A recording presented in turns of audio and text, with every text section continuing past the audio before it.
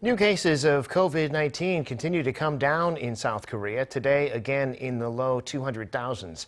The health authorities say they're getting ready to treat COVID-19 like the regular flu, but the distancing rules, like mask wearing, won't be lifted all at once. Shin Ye-eun has this report.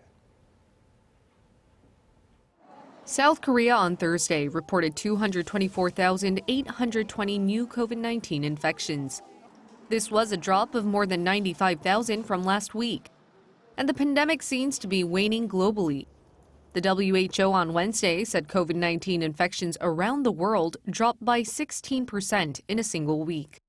Although South Korea still accounted for the highest number of new infections among WHO member countries for the fifth straight week, it also saw its weekly figures come down by 16%.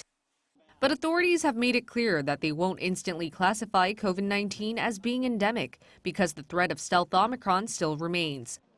Nor will they lift all distancing measures at once. Instead, they will stick to their gradual return to normal approach. After the current distancing measures expire in 2 weeks, authorities said they would then consider a timeline for lifting almost all measures.